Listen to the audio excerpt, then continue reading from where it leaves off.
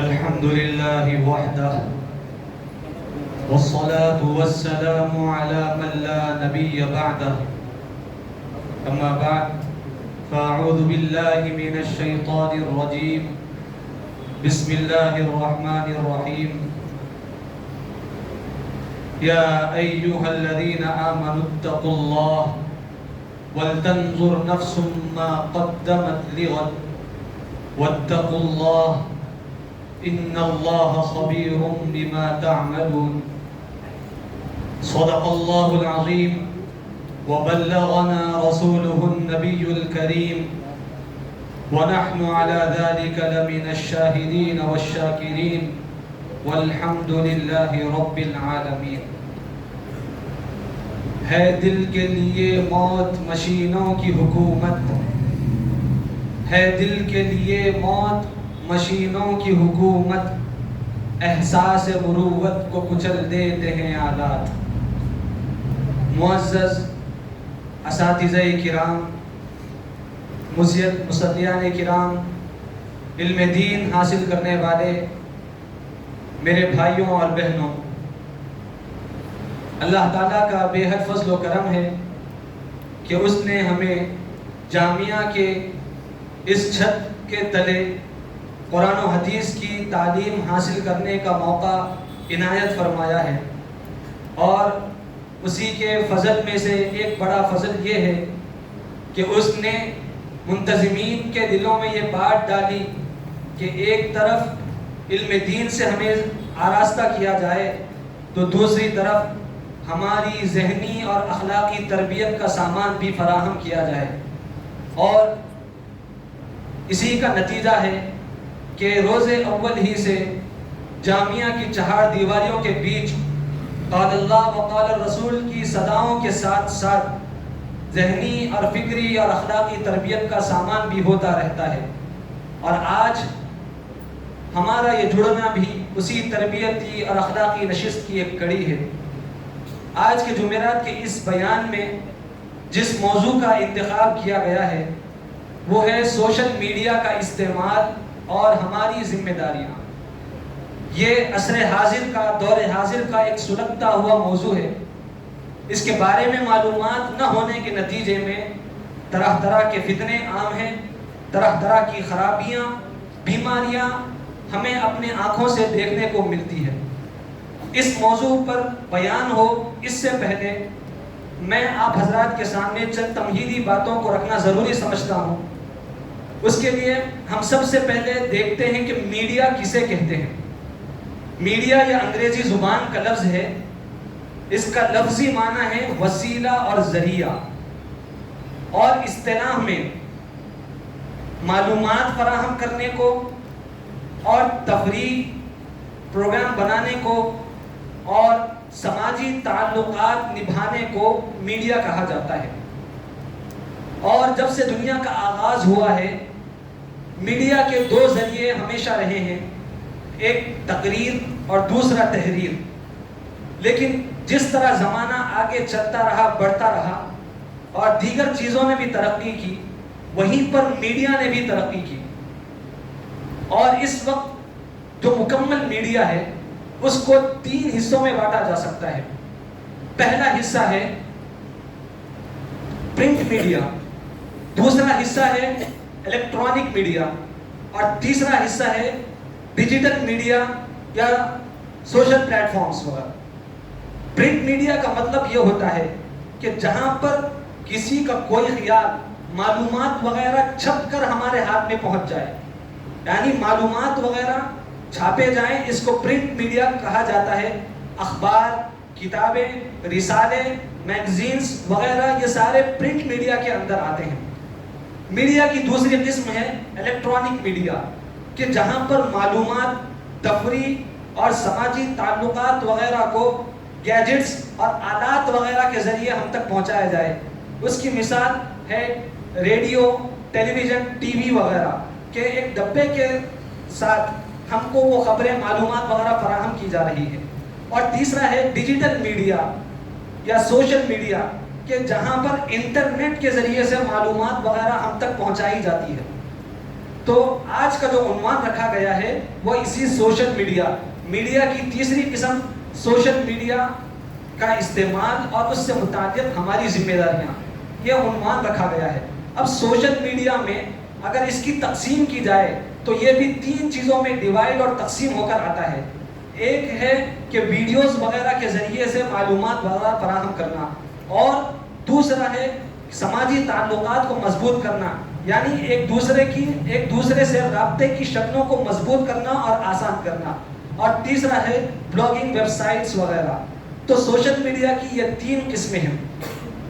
آج کل mobile phone کا بہت زیادہ چلن ہو چکا ہے، ہر کس و ناکس کے ہاتھوں میں یہ چیز پہنچ چکی ہے، اور اس کے نتیجے اور اس سے لا علمی اور جس مقصد کے لیے media, social media, electronic media, print media وغیرہ متعارف ہوا تھا، ان مقاصد کی طرف نظر نہ ہونے کے نتیجے میں آدمی طرح طرح کی دیگر خرابیوں میں، دیگر بیماریوں میں، دیگر برائیوں میں مبتلا ہو گیا۔ اور یہ تو ہونا ہی تھا، کیونکہ آدمی جب مقصد سے غافل ہو جاتا ہے تو غیر ضروری چیزوں میں وہ الجھ جاتا ہے۔ میڈیا کے جو مقاصد تھے، 3 ارکان اس کے بنیادی طور پہ تھے۔ ایک تو معلومات فراہم کرنا، دوسرا ایک دوسرے کو انٹرٹین کرنا، اور تیسرا ہے سماجی تعلق کو مضبوط کرنا۔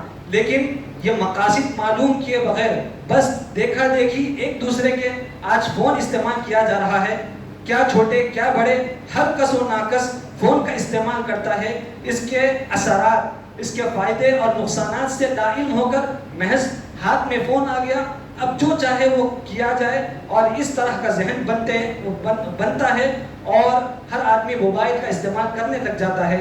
اس لا علمی کے نتیجے میں آدمی غیر ضروری چیزوں میں الجھ بھی جاتا ہے، کبھی کبھی اخلاقی خرابیوں میں مبتلا ہو جاتا ہے۔ آپ دیکھیے، کیا یہ ہمارے گھروں کے حالات نہیں ہیں کہ ہر کوئی آزاد ہونے کے باوجود اسکرین کے اور ایک چوکور ڈبے میں قید ہو گیا ہے؟ ہر کوئی اپنے فون کی حفاظت چاہتا ہے، ہر کوئی اپنے فون کے ساتھ وقت بتانا چاہتا ہے۔ بچوں کو دیکھیں تو وہ ایڈکٹ ہو چکے ہیں، وہ فون کی لت میں مبتلا ہو چکے ہیں۔ یہ خبریں اخبارات کی زینت بن چکی ہے کہ بچوں کو ویڈیو گیم کھیلنے سے جب منع کیا تو بچے نے ماں کا قتل کر دیا، بچے نے باپ کا قتل کر دیا، اور بہت ساری سودی گیمز وغیرہ بھی آ چکی ہیں کہ جس میں بچے بیٹ لگاتے ہیں۔ اس طرح ایک خبر اخبار کی زینت بنی کہ ایک بچے نے تقریباً 16 لاکھ روپے اپنے والدین کے اکاؤنٹ سے خالی کر دیے، اور وہ سب کا سب گیموں میں اور بیٹنگ ایپس میں اس نے لگا دیے۔ یہ سب کیوں ہوا؟ وہ محض اس وجہ سے ہوا کہ ہم سوشل میڈیا کے مقاصد سے ناواقف تھے۔ اسی جہالت اور لا علمی کے نتیجے میں یہ ساری چیزیں ہوئی، اور اسی کا غلط استعمال اور اسی کے لا علمی کا نتیجہ ہے کہ بہت سارے دیندار لوگ وہ طرح طرح کی اخلاقی خرابیوں میں مبتلا ہو گئے۔ کتنے لوگ ہیں جن کا تقوی ان کے چہروں سے نمایاں تھا، لیکن ان کی خلوتیں اسی سوشل میڈیا کے غلط استعمال نے خراب کر دی۔ اور کتنی بہنیں ہماری ہیں جو گھر کی 4 دیواریوں میں تو محفوظ ہے، لیکن وہ آج پبلک پراپرٹی بن چکی ہے۔ کیوں؟ انہوں نے اپنے گھر میں اپنی بہنوں کے ساتھ فوٹو لی اور اس کو سوشل میڈیا پہ ڈال دیا، اور سوشل میڈیا پہ آنے کے بعد لوگوں نے اس کو استعمال کیا۔ اور قریب ہی میں پچھلے سال کی شاید خبر ہے کہ ایک آدمی کو سلاخوں کے پیچھے ڈالا گیا۔ کیوں؟ وجہ یہ تھی کہ اس نے کچھ خواتین، بالخصوص مسلم خواتین کی تصاویر کو سوشل میڈیا سے اٹھایا، ایک ایپ بنائی، اور وہاں پر وہ ان کی نیلامی کر رہا تھا۔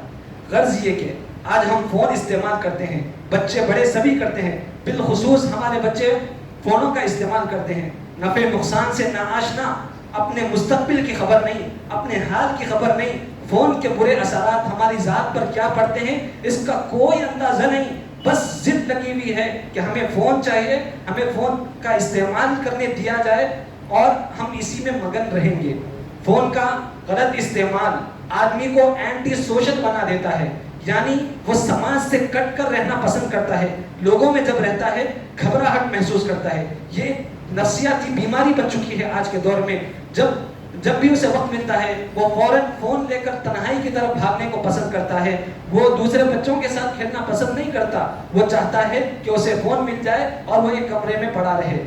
سوشل میڈیا کے غلط استعمال کا ایک نفسیاتی اثر یہ ہوا کہ آدمی جھوٹی شہرت کے پیچھے پڑ چکا ہے.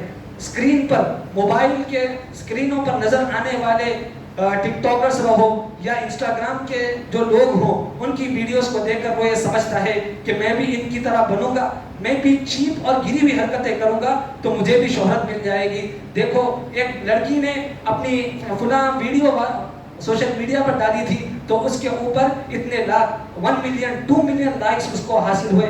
غرض یہ کہ اسی جھوٹی شہرت کے پیچھے بھاگتے ہوئے back the stage, behind the stage, social media سے ہٹ کے عام زندگی میں اس کے ساتھ کیا چل رہا ہے اس کا علم نہیں ہوتا. بس ہر پردے پہ چمکنے والا چہرہ وہ بچہ سمجھتا ہے کہ مجھے اسی کی طرح بننا ہے، اور وہ بھی چھوٹا بچہ ہوتا ہے، ریلز بنانا شروع کر دیتا ہے، فوٹوز بنانا شروع کر دیتا ہے. پھر فوٹوز میں بھی وہ ایڈیٹنگ کی طرف جاتا ہے کہ مجھے اپنا چہرہ پسند نہیں ہے، اس میں وہ فلٹرز ایڈ کرنے لگتا ہے وغیرہ وغیرہ. تو یہ نفسیاتی بیماری ہے. اللہ نے ہمیں اچھا چہرے سے نوازا تھا، اللہ تعالیٰ نے ہمیں بہترین سانچے میں ڈھالا، لیکن سوشل میڈیا کے نتیجے میں جھوٹی شہرت حاصل کرنے کی فکر میں ہم اپنے خدا کے دیے ہوئے چہرے سے ہم مطمئن نہیں ہیں، اور فلٹرز وغیرہ کی طرف جا کر اپنے فوٹوز کو وائرل کرنے اور چند لائکس حاصل کرنے کی ہم فکر میں لگ جاتے ہیں. اور اسی طرح ایک اور نقصان سوشل میڈیا کا وہ شارٹ کلپس ہے، ریلز ہے، یوٹیوب کی شارٹس ہے کہ جس میں 30 سیکنڈ کے اندر ویڈیو آتی ہے. اس سے ہمارا جو فوکس اور کنسنٹریشن کی جو صلاحیت ہے وہ ختم ہو جاتی ہے. پڑھائیوں میں دل نہ لگنا اسی کا نتیجہ ہے کہ بس 30 سیکنڈ ہم کسی بھی چیز پر توجہ دیتے ہیں، 30 سیکنڈ کے بعد میں ہم اس پر توجہ دینا نہیں چاہتے.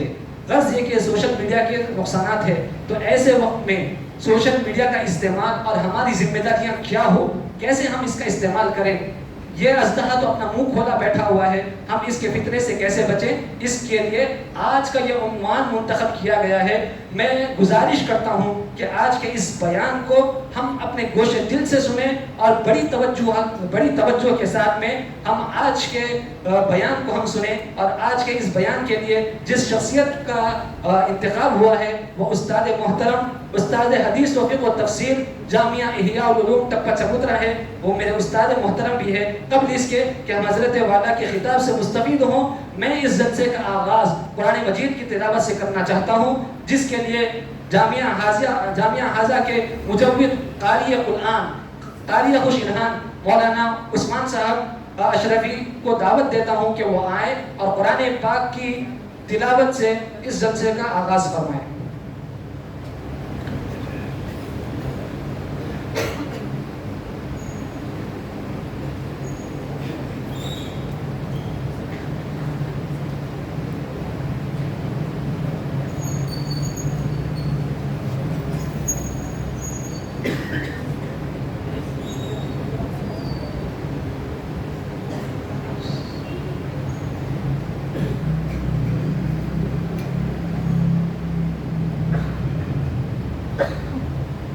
أعوذ بالله من الشيطان الرجيم. بسم الله الرحمن الرحيم.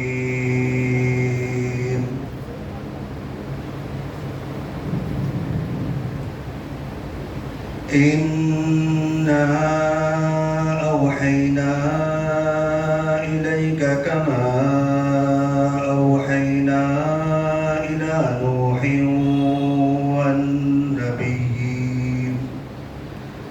إلى نوح والنبيين من بعده، وأوحينا إلى إبراهيم وإسماعيل وإسحاق ويعقوب والأسباط وعيسى وأيوب ويونس وهارون وسليمان وآتينا داود زبورا ورسلا قد قصصناهم عليك من قبل ورسلا لم نقصصهم عليك وكلم الله موسى تكليما رسلا مبشرين ومنذرين لئلا يكون للناس على الله حجة بعد الرسل وكان الله عزيزا حكيما لكن الله يشهد بما أنزل إليك أنزله بعلمه والملائكة يشهدون وكفى بالله شهيدا إن الذين كفروا وصدوا عن سبيل الله قد ضلوا ضلالا بعيدا إن الذين كفروا وظلموا لم يكن الله ليغفر لهم ولا ليهديهم طريقا إلا طريق جهنم خالدين فيها أبدا وكان ذلك على الله يسيرا يا أيها الناس قد جاءكم الرسول بالحق من ربكم فآمنوا خيرا لكم وإن تكفروا فإن لله ما في السماوات والأرض وكان الله عليما حكيما يا أهل الكتاب لا تغلوا في دينكم ولا تقولوا على الله إلا الحق إنما المسيح عيسى ابن مريم رسول الله وكلمته ألقاها إلى مريم وروح منه فآمنوا بالله ورسله ولا تقولوا ثلاثة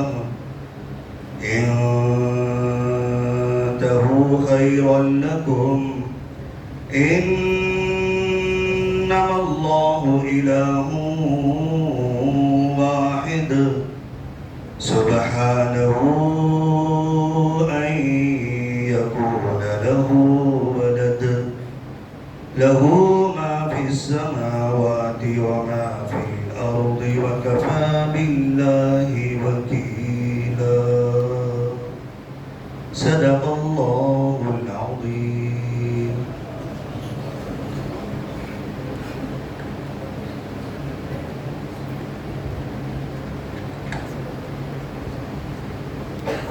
اس مسحور کن تلاوت کے بعد بغیر کسی تاخیر کے استاد محترم کی خدمت میں دستبستہ گزارش ہے کہ وہ تشریف لا کر سوشل میڈیا کا استعمال اور ہماری ذمہ داریوں کے عنوان پر خطاب فرمائیں۔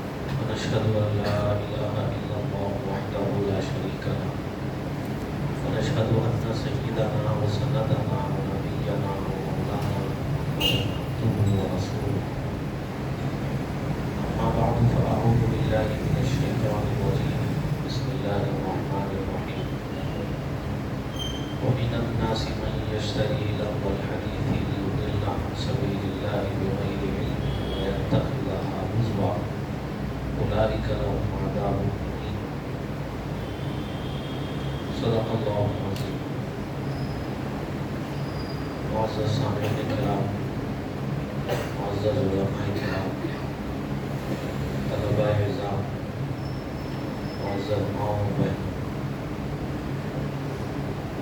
اللہ تعالیٰ نے مجھے اور آپ حضرات کو دنیا میں جو بھیجا ہے ایک خاص مقصد کے تحت بھیجا ہے۔ وَمَا خَلَقْتُ الْجِنَّ وَالْإِنسَ إِلَّا لِيَعْبُدُونِ۔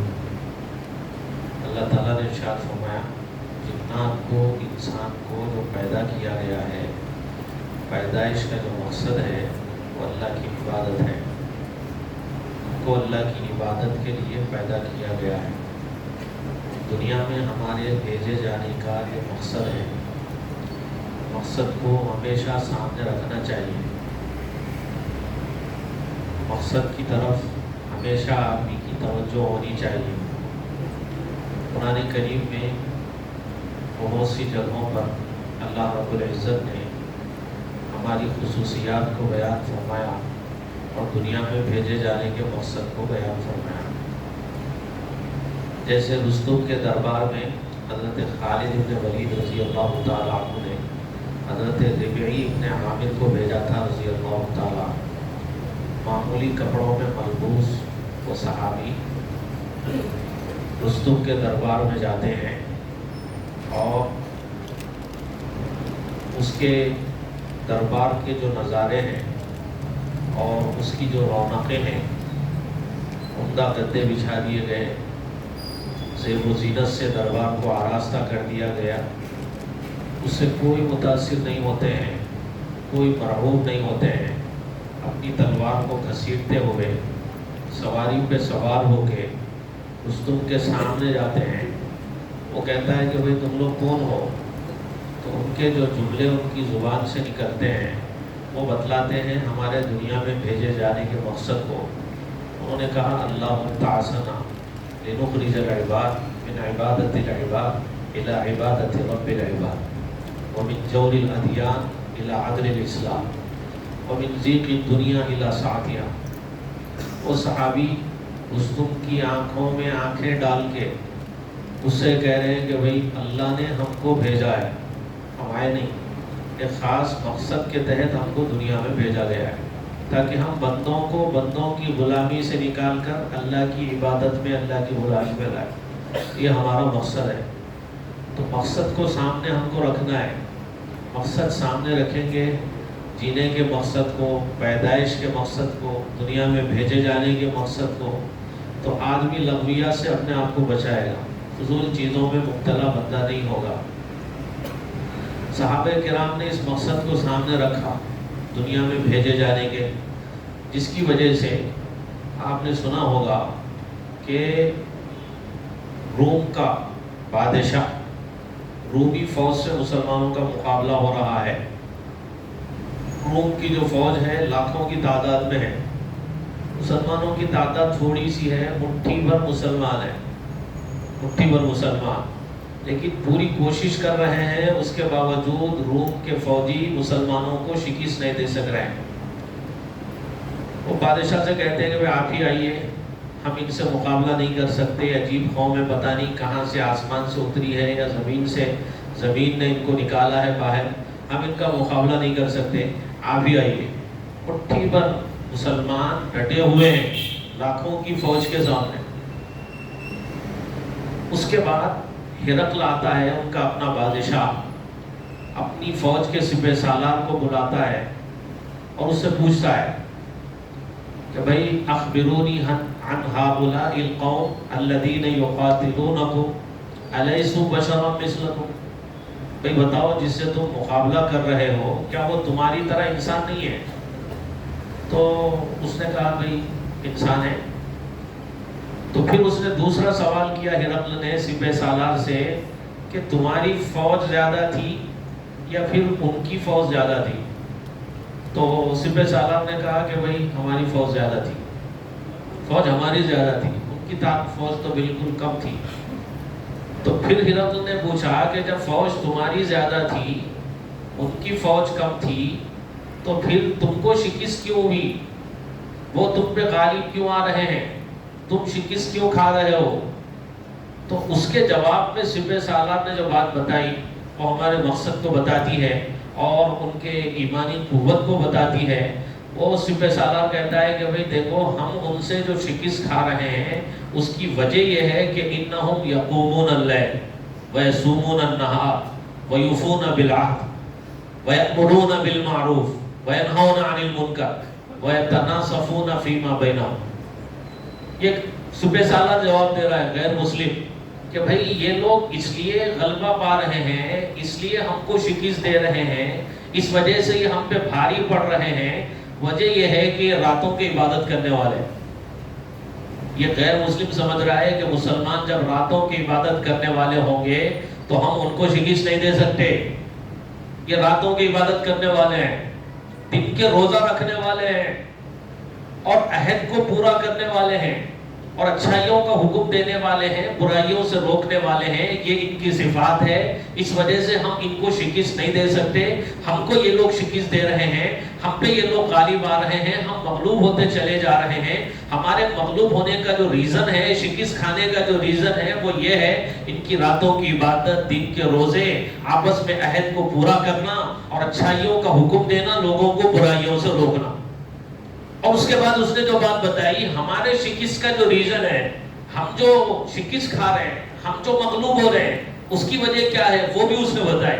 ہم اس لیے مغلوب ہو رہے ہیں کہ ہم زنا کرتے ہیں، ہم حرام کا ارتکاب کرتے ہیں، ہم عہد کو پورا نہیں کرتے ہیں، ہم اللہ کی مرضیات پہ نہیں چلتے ہیں، ہم خواہش کے غلام بن کے جی رہے ہیں، اس وجہ سے ہم شکست کھا رہے ہیں۔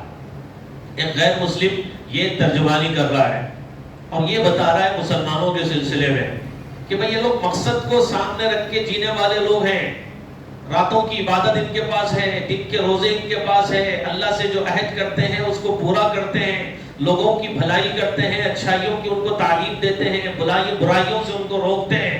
ہم کیسے ان کو شکست دے سکتے؟ ہم کیسے ان کو شکست دے سکتے؟ اسی وجہ سے ایک دور ایسا بھی آیا کہ ایک طرف 1,00,000 کی فوج ہے اور 12,000 مسلمان ہیں۔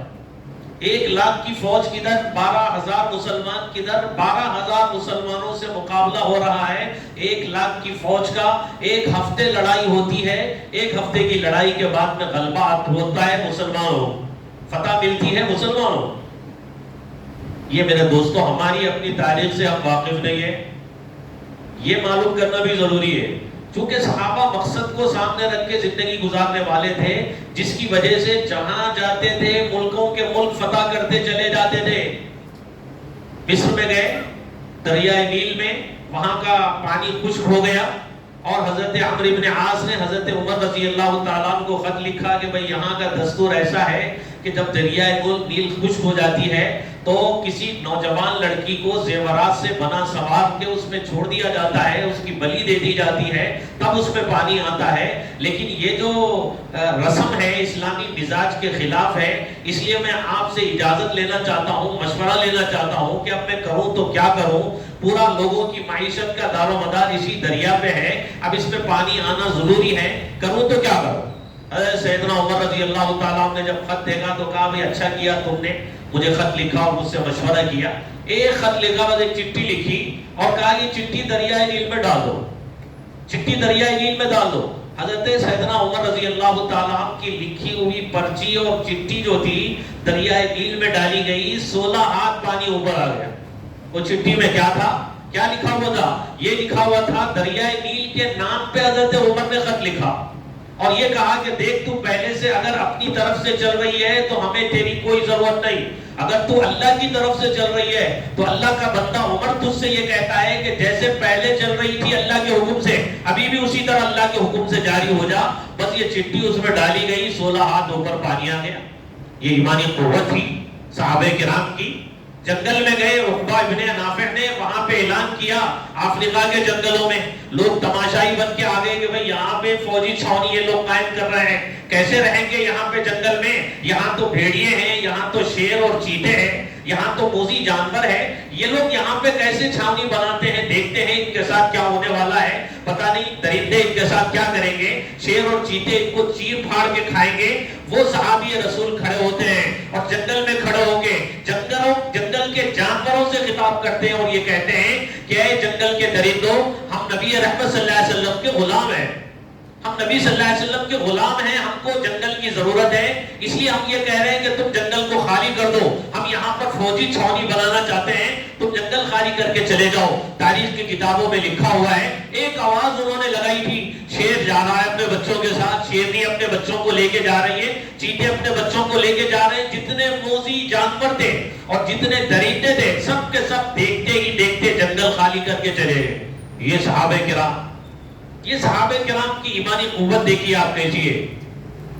تو یہ مقصد کو سامنے رکھ کے جینے والے تھے کہ بھئی ہمارا مقصد اللہ کی عبادت، ہمارا مقصد اللہ کو منانا، ہمارا مقصد اللہ کو راضی کرنا، ہمارا مقصد بندے اور اللہ کے درمیان کا کنیکشن اور تعلق مضبوط ہو جانا۔ یہ نبی رحمت صلی اللہ علیہ وسلم نے ان کو سمجھایا تھا، سکھایا تھا، ان کے ذہنوں میں بٹھایا تھا کہ کسی بھی پریشانی میں اللہ کی طرف متوجہ ہونا ہے، کسی بھی مسئلے میں اللہ کی طرف رجوع کرنا ہے۔ مسائل آتے ہیں وہیں سے، مسئلے حل کرنے والی ذات وہی ہے، پریشانیوں کی دور کرنے والی ذات وہی ہے، مصیبتوں کو دور کرنے والی ذات وہی ہے۔ یہ چیز اللہ کے نبی نے ان کے ذہن میں بٹھا دی تھی۔ یہی وجہ ہے حضرت سیدنا عمر رضی اللہ تعالیٰ عنہ کے زمانے میں مدینے میں قحط سالی ہو گئی، بارش نازل نہیں ہو رہی ہے، غلہ اناج ختم ہو گیا، لوگ پریشان ہیں۔ حضرت سیدنا عمر رضی اللہ تعالیٰ عنہ نے خط لکھا مصر کے گورنر کے نام پہ، حضرت عمرو بن عاص کے نام پہ، کہ مدینے میں قحط ہے، لوگ بھوک کی وجہ سے پریشان ہیں، غلہ ختم ہو گیا، اناج ختم ہو گیا، اب آپ وہاں سے غلہ بھیجائیے۔ یہ خط ان کو ملا تو انہوں نے غلہ اناج بھیجایا۔ اس کے بعد وہ غریبوں میں تقسیم کیا گیا۔ ایک دیہات کے رہنے والے ایک صحابی نے نبی رحمت صلی اللہ علیہ وسلم کو خواب میں دیکھا اور آپ کی زیارت ہوئی۔ نبی رحمت صلی اللہ علیہ وسلم نے ان کو سلام کیا اور یہ ان سے کہا، اللہ کے نبی نے عمر کو جا کے میرا سلام کہنا اور عمر سے یہ کہنا کہ میں تو ان کو سمجھدار سمجھتا تھا۔ انہوں نے یہ کیا کیا؟ جاؤ جا کے عمر سے میرا سلام کہو اور ان سے یہ کہو میں تو ان کو سمجھدار سمجھتا تھا۔ انہوں نے یہ کیا کیا؟ یہ صحابی فوری بیدار ہوئے، حضرت سیدنا عمر رضی اللہ تعالیٰ عنہ کی خدمت میں حاضر ہوئے اور حضرت عمر رضی اللہ تعالیٰ عنہ سے ملاقات ہوئی۔ اس کے بعد میں اپنا خواب سنایا۔ حضرت عمر بے چین ہو گئے، سارے صحابہ کرام کو مسجد نبوی میں جمع کیا اور سب سے مشورہ کیا اور سب کو بلایا اور بلا کے کہا کہ بھئی کیا تم نے عمر کے اندر کوئی تبدیلی دیکھی کہ نبی کے دنیا سے جانے کے بعد عمر بدل گیا ہو، عمر کی زندگی میں کوئی تبدیلی آ گئی ہو، ٹھاٹ باٹ کی زندگی گزارنے لگا ہو؟ کیا میرے طور طریقے بدل گئے؟ کیا عمر کا مزاج بدل گیا؟ کیا عمر کی زندگی میں تبدیلی آ گئی؟ تو مجھے بتاؤ۔ صحابہ کرام کھڑے ہو کے کہنے لگے کہ بھئی آپ تو جیسے نبی صلی اللہ علیہ وسلم کے زمانے میں تھے بالکل ویسے ہی ہیں۔ سب نے آپ کی تعریف کی۔ تو پھر آپ نے ان سے کہا، اس صحابی سے، خواب دیکھنے والے سے، کہ بھئی اپنا خواب سناؤ۔ انہوں نے خواب سنایا تو حضرت عمر نے کہا کہ دیکھو اللہ کے نبی یہ کہہ رہے ہیں، اس کا مطلب یہ ہے کہ عمر سے کچھ تو غلطی ہوئی ہے، کچھ تو نادانی ہوئی ہے، بتاؤ، مشورہ دو مجھے۔ ایک صحابی کھڑے ہوئے، انہوں نے کہا کہ اے امیر المؤمنین، ہم سے غلطی جو ہوئی ہے وہ یہ ہوئی ہے کہ قحط سالی میں بارش جب نازل نہیں ہو رہی تھی تو ہمارے نبی نے ہم کو جو تعلیم دی تھی وہ تعلیم یہ تھی کہ 2 رکعت نماز پڑھتے اور اللہ سے دعا کرتے، اللہ کی طرف متوجہ ہوتے، چونکہ مصیبتیں وہاں سے آتی ہیں، پریشانیاں وہاں سے آتی ہیں، جو بھی مصیبت آتی ہے ہمارے اپنے کرتوتوں کی وجہ سے آتی ہے۔ بندے کو چاہیے کہ گناہوں سے معافی مانگے، توبہ کرے، سچی پکی توبہ کرے، اللہ کی طرف رجوع کرے۔ یہ ہمارے نبی نے ہم کو تعلیم دی تھی۔ ہم سے غلطی یہ ہوئی کہ قحط سالی میں اللہ کی طرف متوجہ ہونے کے بجائے ہم نے ہم نے مصر کے گورنر کو خط لکھ دیا اور وہاں سے امداد منگائی۔ اللہ کی طرف ہم کو متوجہ ہونا چاہیے تھا۔ حضرت عمر رضی اللہ تعالیٰ نے کہا بالکل تم نے سچ کہا، ہمارے نبی کی جو تعلیم تھی وہ یہی تھی، ہمارے نبی نے ہم کو جو تربیت کی تھی وہ اسی انداز کی تھی۔ کسی بھی مسئلے میں کوئی بھی پریشانی آئے ہم کو چاہیے ہم اللہ سے رجوع کریں۔ کوئی بھی بچہ ہو، بوڑھا ہو، نوجوان ہو، مرد ہو، عورت ہو، کوئی پریشانی آئے اللہ کی طرف رجوع کیا جائے۔ تو حضرت عمر نے سب کو لیا اور میدان میں گئے، صلاۃ استسقاء پڑھی، دعا مانگی، رویا اور گڑ گڑایا۔ اس کے بعد میں بارش نازل ہوئی، دھواندار موسلادھار بارش ہوئی۔ تو یہ میرے دوستو صحابہ کرام کی نبی رحمت صلی اللہ علیہ وسلم نے تربیت کی تھی اور اللہ کے نبی نے بتایا تھا کہ بھئی دنیا ختم ہونے والی ہے اور دنیا فنا ہونے والی ہے۔ یہ چیز بندہ ذہن میں رکھے ہمیشہ، ما عندکم ينفد وما عند اللہ باق، تمہارے پاس جو بھی ہے وہ ختم ہونے والا ہے، جو اللہ کے پاس ہے وہ رہنے والا ہے باقی۔ اللہ کے پاس جو نعمتیں ہیں، جو ثواب ہے وہ باقی رہنے والا ہے۔ دنیا کی ساری چیزیں ختم ہونے والی۔ ایک بادشاہ نے ایک محل بنایا، محل بنانے کے بعد میں اس نے لوگوں کو دعوت دی، کہا بھئی آؤ آ کے میرے محل کو دیکھو، اس میں کوئی خرابی ہے، خامی ہے تو بتاؤ۔ لوگ آئے, غور سے اس کا مطالعہ کرنے لگے, دیکھنے لگے, جائزہ لینے لگے. اس کے بعد میں سب یہ کہتا تھا کہ بھائی عمارت لاجواب ہے, بہترین عمارت ہے, بہترین عمارت ہے, اس میں کوئی خامی نہیں ڈھونڈی جا سکتی, اس میں کوئی خرابی نہیں نکالی جا سکتی. سب نے یہی کہا. ایک بہلول وہاں سے, ایک اللہ والے وہاں سے گزر رہے تھے, ان کو بلایا گیا. لوگ پوچھا بھائی یہ کئی کی بھیڑ ہے, لوگ کیوں جمع ہیں؟ تو ان کو بتایا گیا بادشاہ نے ایک عمارت بنائی ہے, لوگوں کو دعوت دی ہے, اور لوگوں کو بلایا ہے, اور اپنی طرف یہ اعلان کیا ہے کہ اس میں کوئی خامی ہے تو نکالو, کوئی خرابی ہے تو نکالو. تو وہ غور سے انہوں نے عمارت پہ ایک نظر ڈالی. اس کے بعد میں بادشاہ سے کہا اس میں 2 خرابی ہے. بادشاہ کے کان کھڑے ہو گئے. وہ اس میں کوئی کتنے لوگ آئے ہیں, سارے کے سارے سب تعریف کر کے جا رہے ہیں, سب یہ کہہ رہے ہیں کہ بھائی لاجواب یہ عمارت ہے, اس میں کوئی خامی نہیں نکالی جا سکتی, اس میں کوئی خرابی نہیں نکالی جا سکتی. یہ بندہ آگے کہتا ہے کہ اس میں 2 خامیاں ہیں. تو پوچھا بھائی کیا خامی ہے بتاؤ, کیا خرابی ہے بتاؤ. تو جب یہ پوچھا گیا تو انہوں نے کہا ایک خرابی یہ ہے کہ یہ عمارت ہمیشہ رہنے والی نہیں ہے, ختم ہونے والی ہے, فنا ہونے والی ہے. دوسری خرابی یہ ہے کہ عمارت بنانے والا بھی ہمیشہ رہنے والا ہے. نہ عمارت ہمیشہ رہنے والی, نہ عمارت بنانے والا ہمیشہ رہنے والا, یہ سب فنا ہونے والے ہیں. ما عندکم ينفد وما عند اللہ باق کل من علیہا فان. سب پہ فنا طاری ہونے والی ہے. عمارت ختم ہوگی, بنگلے ختم ہوں گے, انسان ختم ہوں گے, جنات ختم ہوں گے, سب پہ فنا طاری ہونے والی ہے. سب کو مرنا ہے, سب کو ختم ہونا ہے. یہ قرآن کریم کا ایک درس ہے, یہ نبی رحمت صلی اللہ علیہ وسلم کی تعلیم ہے. بندہ اس کو سامنے رکھے, ختم ہونا ہے, فنا ہونا ہے. موت کا مزہ ہر ایک کو چکنا ہے. کل نفس ذائقۃ الموت, موت کا مزہ تو ہر ایک کو چکنا ہے. جب بندہ مقصد کو سامنے رکھتا ہے تو پھر میرے دوستو لفظیات میں وہ مبتلا نہیں ہوتا. اب مقصد کو بھول جانے کی وجہ سے آدمی غیر ضروری چیزوں میں متوجہ ہو جاتا ہے, غیر ضروری چیزوں میں لگ جاتا ہے, مقصد سامنے نہیں ہے. تو اب یہ جو آج کا جو عنوان ہے, اس کے سلسلے میں کچھ ضروری باتیں آپ حضرات کے سامنے ناظم صاحب نے رکھی ہے, اناؤنسر نے رکھی ہے. وہ اس کے جو سوشل میڈیا جو ہے, سوشل میڈیا کا جو استعمال ہے, اس کے جو فوائد ہیں, اس سے کوئی انکار نہیں کر سکتا. اس کے بے شمار فوائد ہیں. فائدہ اٹھانے والے اس سے فائدہ اٹھا رہے ہیں, ایک سے ایک کتابیں لکھ رہے ہیں, تحقیقی کام کر رہے ہیں, اور ایسی ایسی کتابیں جو آپ کے پاس نہیں ہیں, ان کتابوں تک آپ اس کے ذریعے سے پہنچ سکتے ہیں. ایسے ایسے مضامین جو آپ کے پاس نہیں ہیں, اس کے ذریعے سے آپ اس تک پہنچ سکتے ہیں. اور تحقیقی کام کرنا چاہیں تو تحقیقی کام کر سکتے ہیں. دنیا کے کسی بھی کونے میں کسی سے ربط آپ کرنا چاہ رہے ہیں تو ربط کر سکتے ہیں, تعلق قائم کر سکتے ہیں, بات چیت کر سکتے ہیں, ویڈیو کالنگ کر سکتے ہیں, خیر خبر اس کی لے سکتے ہیں. اس کے فوائد سے کوئی انکار نہیں کر سکتا. کسی سے بھی آپ بات چیت کر سکتے ہیں. کوئی بھی مواد آپ کو چاہیے, اس پہ مواد آپ حاصل کر سکتے ہیں. کسی بھی مضمون پہ تیاری آپ کو چاہیے, اس پہ تیاری آپ کر سکتے ہیں. اس کے فوائد سے کوئی انکار نہیں کر سکتا. بے شمار فوائد ہیں, لیکن اسمہما اکبر من نفعہما کہا فوائد ہے, لیکن اس کے نقصانات بھی بے شمار ہیں. نقصانات گنانے بیٹھے تو ایک نہیں دو نہیں, ہزاروں اس کے نقصانات. یہ جو دور چل رہا ہے سوشل میڈیا کا, آپ دیکھیں گے ہر کوئی اسی میں مشغول ہے. گھر میں آپ جا کے دیکھیے گھر کا ماحول کیسا ہے. چھوٹے چھوٹے بچے بغیر فون کے کھانا نہیں کھا رہے. تیار کرنا ہے فون ان کے ہاتھ میں دینا ہے, کھانا کھلانا ہے فون ان کے ہاتھ میں دینا ہے. ایسا چل رہا ہے. اور کتنے ایسے ماں باپ فون میں لگے ہوئے ہیں, بیوی فون میں ہے, شوہر فون میں ہے, والد فون میں ہے, ماں فون میں ہے, بچے ایک فون میں لگے ہوئے. اب فون پہ کیا دیکھ رہے ہیں, اس میں اچھی چیزیں بھی آ رہی ہیں, بری چیزیں بھی آ رہی ہیں, گندی چیزیں بھی آ رہی ہیں. ایسی کہ آدمی کی نظر پڑے تو پھر اس کا سمجھیے اس کی عبادت کی جو مٹھاس اور حلاوت عبادت میں آنی چاہیے سب ختم ہو جائے. ایسی گندی گندی چیزیں اس کے اوپر ڈال دی گئی. ان الذين يحبون ان تشيع الفاحشة في الذين آمنوا لهم عذاب أليم في الدنيا والآخرة. یہ سازش ہے دشمن کی کہ بھائی ایسی بے حیائی کو عام کر دیا جائے, بچے بچے کو بے حیا بنا دیا جائے.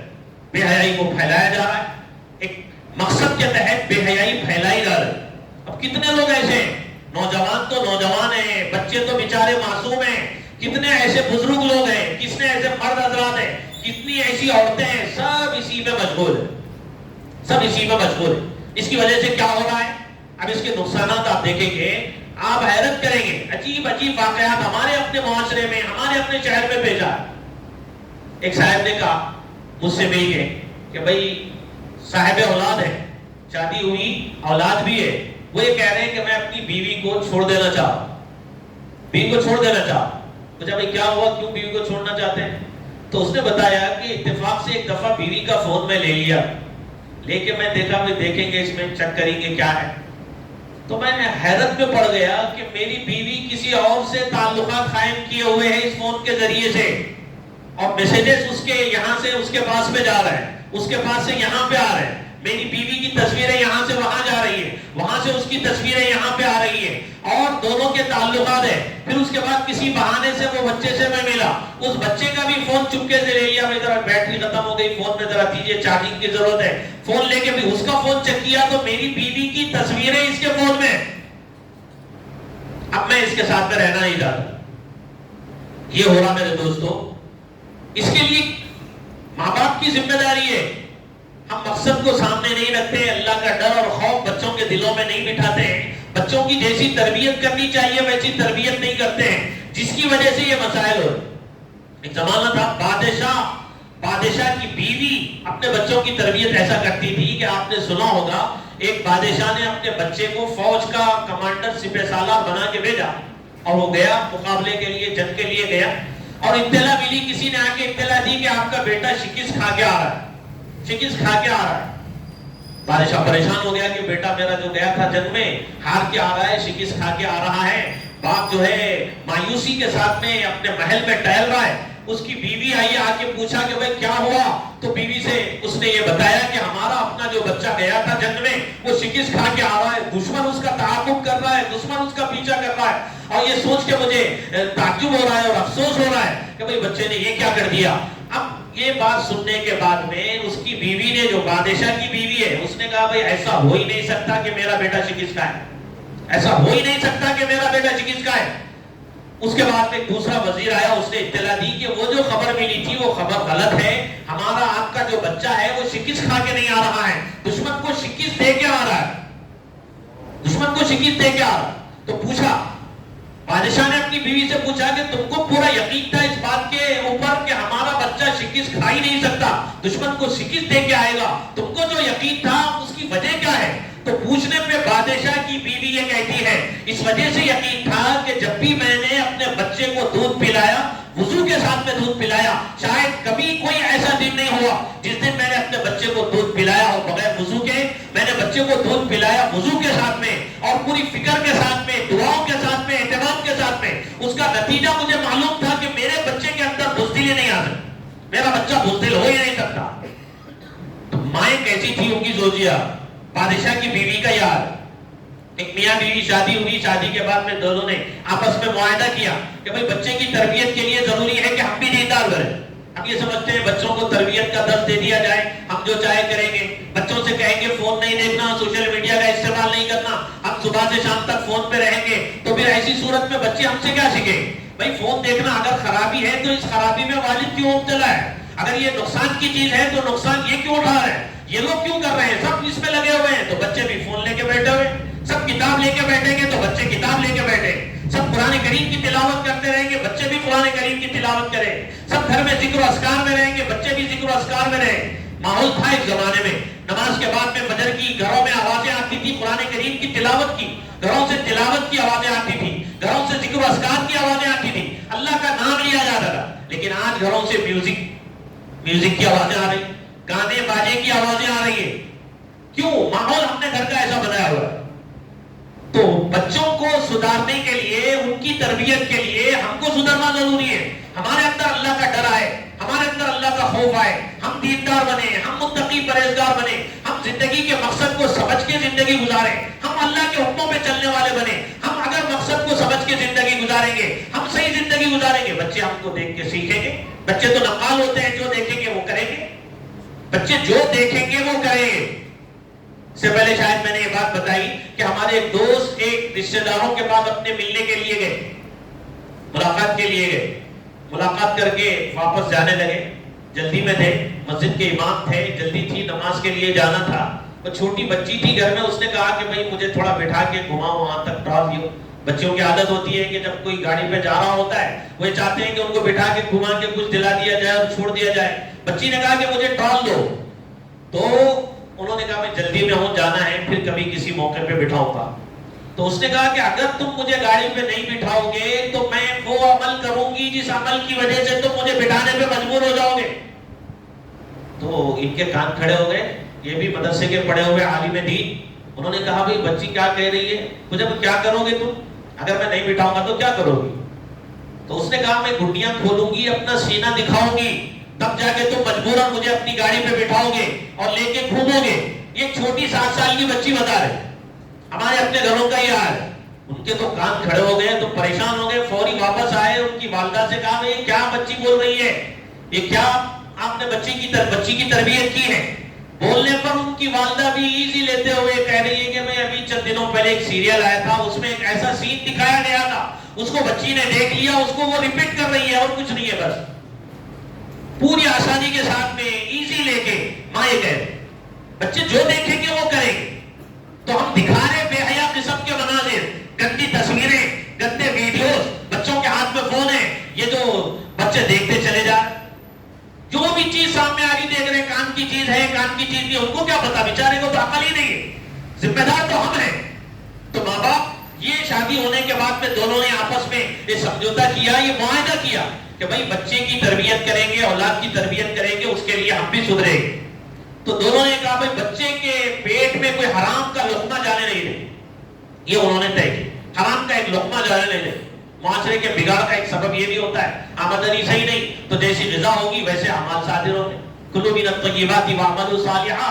سارے رسولوں کو یہ حکم دیا گیا کہ بھئی حلال کھاؤ، نیک کام کرو. کیوں؟ اس لیے کہ حلال کھائیں گے تو نیک عمل کی توفیق ملے گی، حلال نہیں کھائیں گے تو اچھے اعمال کی توفیق نہیں ملے گی. تو دونوں نے آپس میں طے کیا کہ بچے کے پیٹ میں جو لقمہ ڈالیں گے وہ حلال کا ہوگا. یہ طے ہوا. اس کے بعد میں بچہ ہوا. پھر اس کے بعد میں بچہ جب بڑا ہوا، والد بچے کو لے کے بازار سے گزر رہا تھا، ایک بیر کی منڈی تھی، اس میں سے بچے نے ایک بیر اٹھا کے منہ میں ڈال لیا. والد پریشان ہو گیا، ارے بھائی بچہ جب حمل میں تھا ہم نے حرام سے اپنے آپ کو بچایا، پیدا ہوا جب بھی حرام سے اپنے آپ کو بچایا، اس کے منہ میں جو لقمہ ڈالا وہ بھی حلال کا ڈالا، لیکن یہ کیا غلطی اس نے کی کہ ایک بیر اٹھا کے منہ میں ڈال لیا. تو والد پریشان ہوا، غمزدہ گھر میں آیا. بیوی نے دیکھا کہ شوہر غمزدہ ہے تو پوچھا کہ بھائی غمزدہ ہونے کی وجہ کیا ہے. پوچھنے پہ شوہر نے بتایا کہ آج بچے نے ایسی حرکت کی جس کی وجہ سے آج مجھے بہت افسوس ہے. ہم نے اس کی تربیت میں کوئی کسر اٹھا کے نہیں رکھا، حلال غذا اس کو دی، اس کے باوجود یہ بچہ ایسا ایک کام کر رہا ہے، حرام اور ناجائز کام، کہ ایک بیر اٹھا کے دوسرے کا بغیر اجازت کے منہ میں ڈال لیتا ہے. تو پوچھنے پہ بیوی نے کہا کہ اس میں غلطی میری ہے. کیا غلطی ہے؟ شوہر نے پوچھا تو بیوی نے بتایا غلطی یہ ہے کہ ہمارے پڑوس میں جو بیر کا درخت ہے، اس بیر کے درخت کی شاخیں ہمارے اپنے گھر میں جھکی ہوئی ہیں، اور ایک بیر اس درخت سے نیچے گر گیا تھا. جھاڑو دیتے ہوئے میں نے اس بیر کو اٹھایا اور اٹھا کے میں نے اس کو منہ میں ڈال لیا. پڑوسن سے میں نے اجازت نہیں لی، بغیر اجازت کے وہ بیر میں نے کھا لیا تھا، جس کی وجہ سے آج بچے کی عادت بنی کہ بچہ بھی بغیر اجازت کے بیر اٹھا کے منہ میں ڈال رہا ہے. تو جیسے بچے کی، میرے دوستوں، بچے کو جیسے غذا دی جائے گی ویسے بچے کے افعال اور ویسے حرکات و سکنات اس سے صادر ہو. یہ بچوں کی تربیت میں ہم کو بہت ہی چوکنا رہنے کی ضرورت ہے. تو یہ جو ہم بول رہے ہیں کہ بھئی سوشل میڈیا کے جو نقصانات ہیں، بچوں کے سامنے بٹھا کے تقریر کریں گے تو اس سے کچھ بھی اثر نہیں ہوگا. بچے ہمارے اپنے عمل کو دیکھتے ہیں.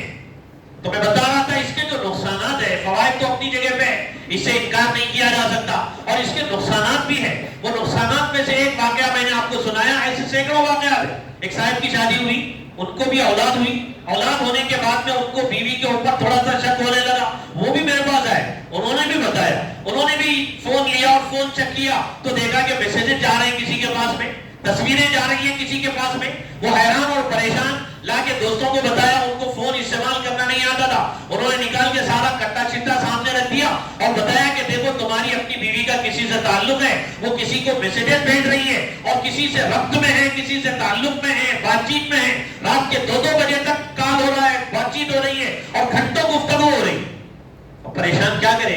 انہوں نے کہا بھئی اب میں اس عورت کے ساتھ میں نہیں رہ سکتا. خاندان اجڑ رہے ہیں، خاندان تباہ اور برباد ہو رہے ہیں اس سوشل میڈیا کے غلط استعمال کی وجہ سے. ہر کس و ناکس کے ہاتھ میں فون آ گیا.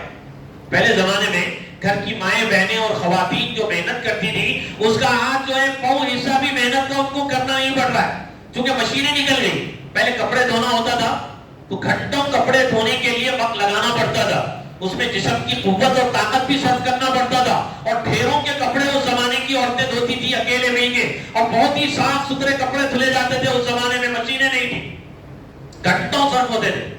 और इसी तरीके से मसाले पीसना होता तो वकली में मसाले पीसे जाते थे मुसल के जरिए से, उसमें भी अच्छा खासा वक्त लगता था और पूरी कुव्वत को इस्तेमाल करना पड़ता था जिस्म की।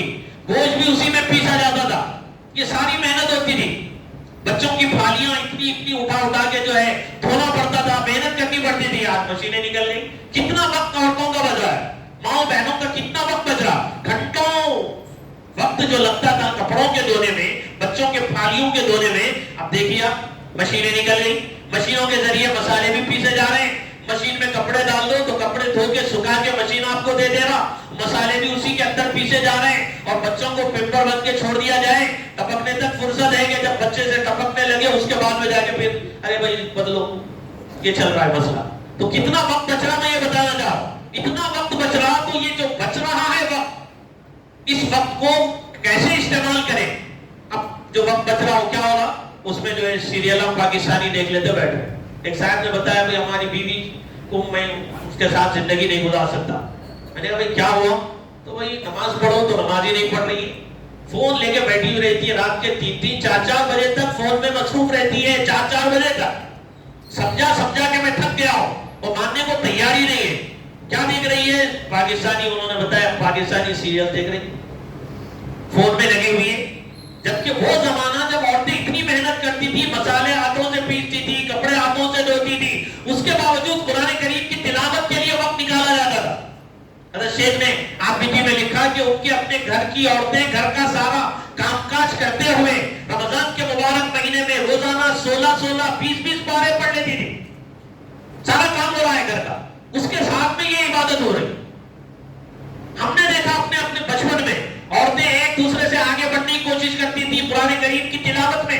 घर का काम भी पूरा हो रहा है, कपड़े अपने हाथों से धोए जा रहे हैं, मसाले अपने हाथों से पीसे जा रहे हैं, 3 वक्त का खाना उनको पकाना है, उसके बावजूद कुरान करीम की तिलावत हो रही। वक्त चूंकि अच्छा खासा अब तो मेरे दोस्तों इन मशीनों की वजह से बच गया। अब औरतें पढ़ना चाहे तो पढ़ भी सकती है। कितनी माएं बहनें ऐसी हैं जो घर बैठे भाई क्या करेंगे, मशीनों से सब काम हो रहा है, तो करना क्या है, वो आलिम कोर्स कर लेते हैं। कितने ऑनलाइन आलिम कोर्स पढ़ रही है, आलिम बन रही है, बयानात सुन रही है, और बहुत सी दीन सीखने के जराए उनके लिए जो है फराहम है, और आसानी से दीन को सीख सकते। तो वक्त बच रहा है लेकिन उसका इस्तेमाल सही नहीं हो रहा। मकसद से हम गाफिल हैं, हमने उनको अपना मकसद बताया नहीं, अल्लाह का डर उनके दिलों में बिठाया नहीं, अल्लाह का खौफ उनके दिलों में बिठाया नहीं। जबकि हमारे अस्लाफ कहते थे, इमाम औज़ाई रहमतुल्लाह अलैह के सिलसिले में लिखा हुआ है कि उनके घर में उनकी पड़ोसन आई, उनकी बीवी घर में इबादत में मशगूल थी, उनकी अपनी पड़ोसन आई, आके बातचीत करते हुए बैठी तो देखा कि एक मुसल्ला बिछा हुआ था, मुसल्ले के ऊपर पानी गिरा हुआ था, मुसल्ला भीगा हुआ था। तो उस पड़ोसन ने उनकी बीवी से, इमाम औज़ाई रहमतुल्लाह अलैह की बीवी से कहा भाई बच्चे ने शायद आपके मुसल्ले पे पेशाब कर दिया है, मुसल्ला गंदा हो गया है और मुसल्ला नापाक हो गया है, इसको धो लीजिए।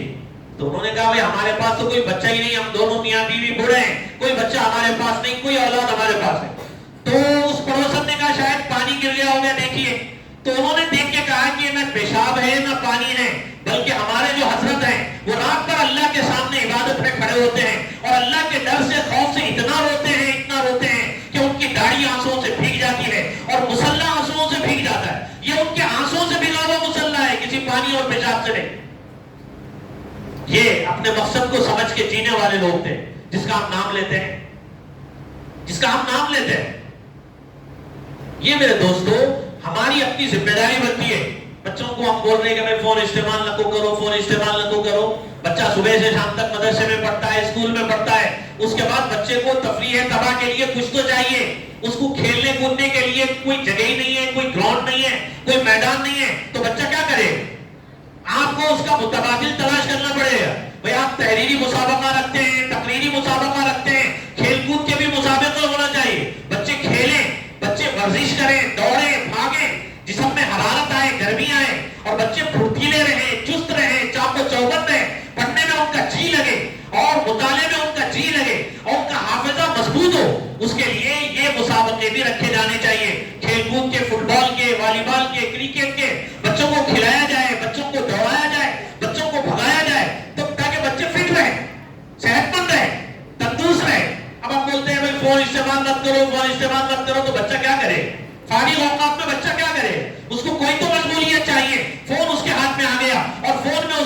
عجیب چیزیں دکھ رہی ہیں. بچہ ابھی چھوٹا ہے, بچہ ابھی نابالغ ہے, فون میں لگ گیا ہے, جس کی وجہ سے میرے دوستوں اس کے اوقات تو برباد ہو ہی رہے ہیں, لیکن اس کی جوانی بھی ضائع ہو رہی, اس کے اپنے قیمتی اوقات برباد ہو رہے.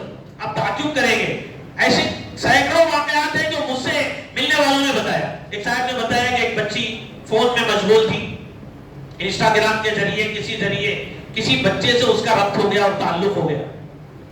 بچی ہے 13 سال کی اور بچے کی عمر اچھی خاصی ہے, اور بچی یہ کہتی ہے کہ میں اسی سے شادی کروں.